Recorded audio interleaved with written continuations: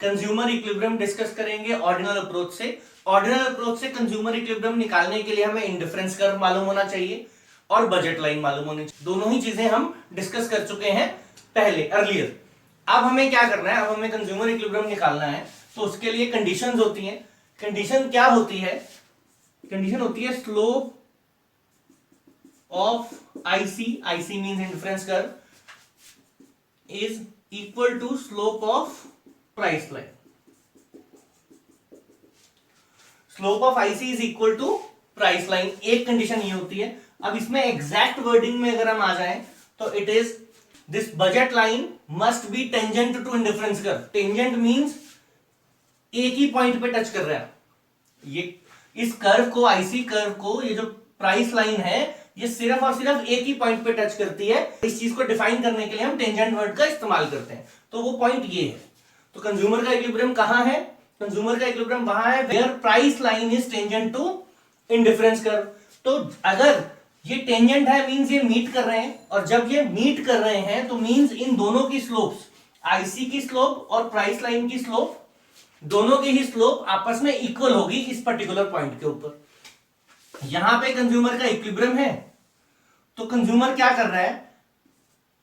Consumer का equilibrium कहां है? जहां वो OG इतना Y को कंज्यूम कर रहा है, OH इतना amount of good X consume कर रहा है, तो उसका इक्विलिब्रियम आ जाता है कंज्यूमर का।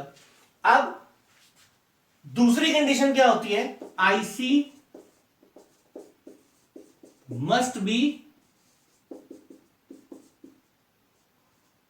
Convex to origin. ये दो मेन कंडीशंस हैं। एक, प्राइस लाइन जो है वो टेंजेंट होगी आईसी के। दूसरा, आईसी जो है वो कन्वेक्स टू ओरिजिन होना चाहिए। इसके अलावा कनकेव या सीधी लाइन नहीं हो सकती। आईसी कन्वेक्स टू ओरिजिन किस वजह से होता है? उसका मेन रीजन क्या होता है? Law of diminishing marginal utility. जब हमने प्रॉपर्टीज की थी इंडिफरेंस कर्व की, तो इस पॉइंट को हमने डिटेल में डिस्कस किया था। अब दो कंडीशंस अगर सेटिस्फाई हो जाती हैं, देखो अब ये डायग्राम देखो, आईसी कन्वेक्स टू रीजन है, दूसरा ये सिर्फ एक ही पॉइंट पे टच कर रहा है इस इंडिफरेंस कर्व को, तो यहां पर इस पॉइंट के ऊपर कंज्यूमर का इक्विलिब्रियम हो जाएगा। अब इसी का डिटेल एनालिसिस करते हैं कि why only this point.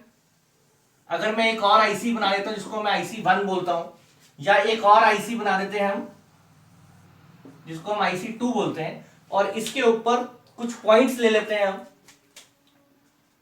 F।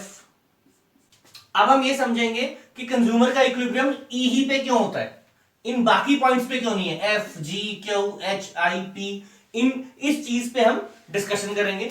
अब पहले हम ये ले लेते हैं, F और G पॉइंट्स को डिस्कस कर लेते हैं। अब आपको ये समझना है जो IC है वो क्या दिखाती है? सेटिस्फैक्शन लेवल्स दिखाती है। पूरी IC के ऊपर सेटिस्फैक्शन जो है सेम रहती है। तो अगर IC है ये वाली और रेड वाली आईसी है, उसके बाद ये ब्लैक वाली आईसी आईसी 1 मैंने बनाई है, तो अगर आप देखो इस आईसी से इस आईसी पे हायर सेटिस्फैक्शन मिलेगी कंज्यूमर को। यानी कि अगर वो एफ या जी पॉइंट में है अगर कंज्यूमर, तो उसको सेटिस्फैक्शन क्या मिलनी चाहिए? हाई मिलनी चाहिए। लेकिन प्रॉब्लम क्या है? इतना बजट नहीं है कंज्यूमर के पास, कंज्यूमर के पास इतना पैसा नहीं है, तो ये अनअटेनेबल कॉम्बिनेशंस है। कंज्यूमर का जो इक्विलिब्रियम है वो कहां आएगा? जहां पे उसका बजट उसकी सेटिस्फैक्शन को मीट करता है। आईसीज क्या दिखा रही है? सिर्फ सेटिस्फैक्शन। प्राइस लाइन क्या दिखा रहा है? सिर्फ उसका बजट। तो बजट जो है यहां पे है, और ये आईसी जो है, ये जो आईसी 1 है ये इसके बजट से बहुत बाहर है। एफ और जी के ऊपर तो इक्विलिब्रियम नहीं आ सकता बिकॉज इतना पैसा ही नहीं है, अनअटेनेबल कॉम्बिनेशन है। अब हम आ जाए इन पे, आई पे आ जाएं, एच पे आ जाएं, ये दो पॉइंट्स पे आ जाएं। इन दो पॉइंट्स में क्या है? इन आई और एच पॉइंट पे क्या है कि ये बजट लाइन के अंदर है, बजट लाइन के लेफ्ट हैंड साइड पे है। तो मींस ये अटेनेबल तो है, ये आपके बजट में तो है, लेकिन ये लोअर आईसी पे लाई कर रहे हैं। तो लोअर आईसी पे अगर ये लाई कर रहे हैं तो इन पे सेटिस्फैक्शन कंज्यूमर को कम मिलेगी। इसमें एफ और जी में बजट से बाहर था, ये आई और एच जो है ये बजट में तो है, पर सेटिस्फैक्शन कम मिलेगी, तो कंज्यूमर को वो भी उसके लिए फेवरेबल नहीं है, वो भी उसको पसंद नहीं आएगा। तो यानी कि I और H इनके ऊपर भी इक्विलिब्रियम नहीं हो सकता। अब आ जाएं P पॉइंट पे, Q पॉइंट पे। P और Q एकदम बजट लाइन के ऊपर है, यानी कि यहां पे बजट उनका पूरा पूरा इस्तेमाल हो रहा है, जितना पैसे उनके पास है वो पूरे पूरे यूज हो रहे हैं, अगर वो P कॉम्बिनेशन लेते हैं या Q कॉम्बिनेशन लेते हैं। लेकिन ये P और Q कॉम्बिनेशन दोनों ही लोअर आईसी पे लाई करते हैं बजट लाइन वाइज, तो P और Q बिल्कुल एप्रोप्रिएट है, लेकिन इनडिफरेंस कर्व क्या है उनका, लोअर है, तो सेटिस्फैक्शन इसमें भी क्या मिलेगी, कम मिलेगी। तो इन दोनों कॉम्बिनेशंस पे भी इक्विलिब्रियम जो है वो कंज्यूमर का नहीं हो सकता। इन दोनों ही कॉम्बिनेशन पे कंज्यूमर का इक्विलिब्रियम है जो वो नहीं लाई कर सकता। फिर आ जाए बचा ये पॉइंट ई पॉइंट पे इक्विलिब्रियम है। क्यों है? बिकॉज यहां पे इसके बाद ये क्या है, टेंजेंट है। टेंजेंट वर्ड यूज इसलिए किया गया है, tangent means it is touching at only one point. तो अब वन पॉइंट पे टच कर रहा है, इसके अगर हायर आईसी हो जाएगी, आईसी आप जितनी मर्जी बना लो, इससे अगर हायर इंडिफरेंस कर्व होगा तो वो इस लाइन को टच ही नहीं करेगा। और अगर इससे नीचे आप आईसी ले जाएंगे तो वो आईसी इसके अंदर से पास करेगी। ठीक है, तो इसीलिए टेंजेंट वर्ड यूज किया जाता है कि कहां पे होगा इक्विलिब्रियम, जहां पे ये टेंजेंट होगी, क्योंकि टेंजेंट के बाद आईसी टच ही नहीं करेगी, मतलब बजट से बाहर हो जाएगी वो वाली आईसी। और टेंजेंट से पहले, इस पॉइंट से पहले अगर आप कोई आईसी बनाओगे तो वहां पे वो जो है वो बजट वो जो है लोअर सेटिस्फैक्शन देगी।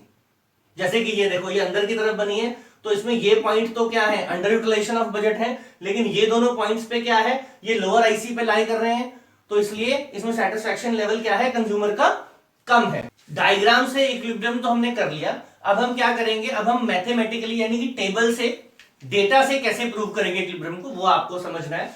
तो सबसे पहले हम क्या करते हैं, ये 1 2 3 4 5 ये x ले लेते हैं, y जो है हम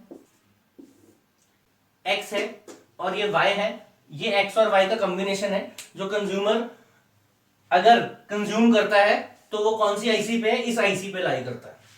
ठीक है, अब हमें क्या करना है, सबसे पहले तो मार्जिनल रेट ऑफ सब्स्टिट्यूशन निकालना है।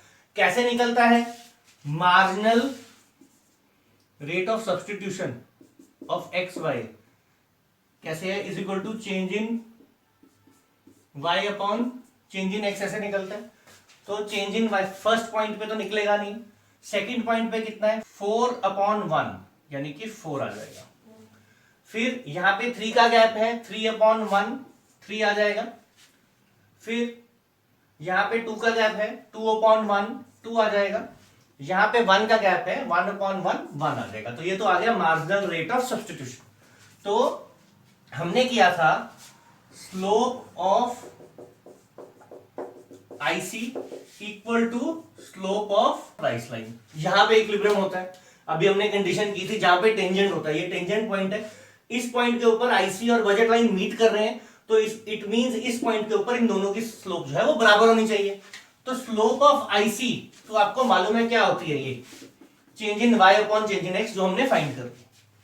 और स्लोप ऑफ बजट लाइन हम कैसे निकालते हैं, ये हम निकालते हैं price of x divided by price of y, ऐसे करके निकाली जाती है।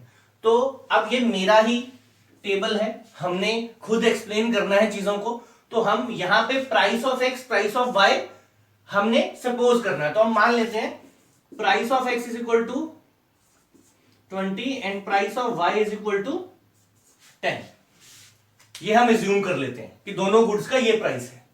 अब इसके अकॉर्डिंग अगर हम इसमें पुट कर दें इक्वेशन में, यानी कि price of x upon price of y निकाल लें, तो 20/10 2 आ जाएगा।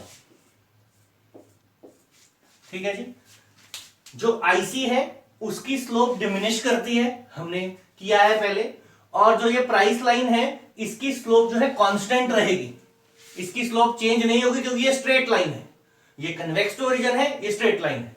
तो अब आप देख सकते हो इक्विलिब्रियम कहां है, जहां पे इन दोनों की स्लोप बराबर हो, means change in y upon change in x is equal to P X upon P Y.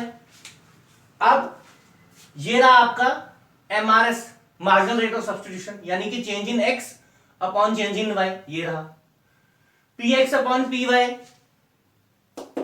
यहां पे हमने फाइंड किया, तो इक्विलिब्रियम कहां आ गया, यहां पे आ गया इक्विलिब्रियम, मींस x के 4 यूनिट्स, y के 3 यूनिट्स, x के 4 यूनिट्स, y के 3 यूनिट्स जब कंज्यूमर कंज्यूम करेगा तो he will be at equilibrium.